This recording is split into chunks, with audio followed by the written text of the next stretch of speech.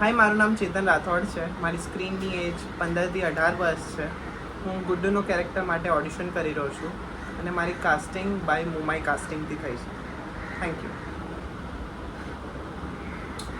ધારાબેન, તમે હજી સમજ્યા નથી.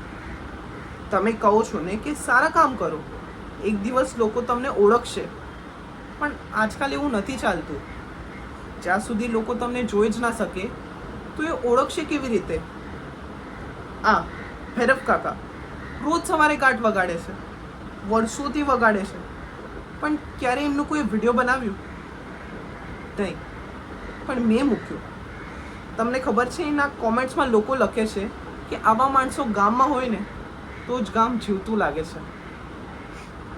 અને તમે ધારાબેન, તમને લાગે છે કે તમે ખાલી ગુજરાતી ભણાવો છો, પણ તમને ખબર છે મને શું દેખાય છે? તમે બાળકોને ખાલી શબ્દ નથી શીખવાડતા, તમે એમને પોતાની ઓળખાણ શીખવાડો છો.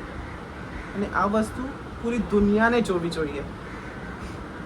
એટલે જ મેં આ #ગુજરાતી મીડિયમ ચેલેન્જ શરૂ કર્યું.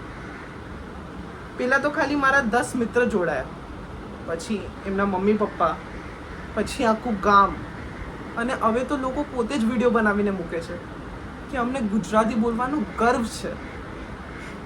જો ને ધારાબેન, મને કાંઈ કોઈનીથી લડવું જ ના પડ્યું, કોઈને કાંઈ ઉલટું બોલવું જ ના પડ્યું. બસ લોકોને પોતાની વાત કરવાનો એક મોકો આપ્યો અને પૂરી દુનિયા સાંભળવા લાગી. તમને એક વાત કહું ધારાબેન, આ મોબાઈલ ફોન ખરાબ નથી, પણ એની પીછેનો માણસ તમને શું કહેવા માંગે છે એ બહુ મહત્ત્વનું છે. અને મેં નિર્ણય લઈ લીધો છે કે આ ગામની એક પણ સારી વાત હું ખોવાવા નહીં દઈશ. બધું રેકોર્ડ થશે, પૂરી વસ્તુ બધી દુનિયા તક પહોંચશે, કારણ કે લોકો તો ઇતિહાસ વાંચે છે. આપણે ઇતિહાસ અપલોડ કરશું.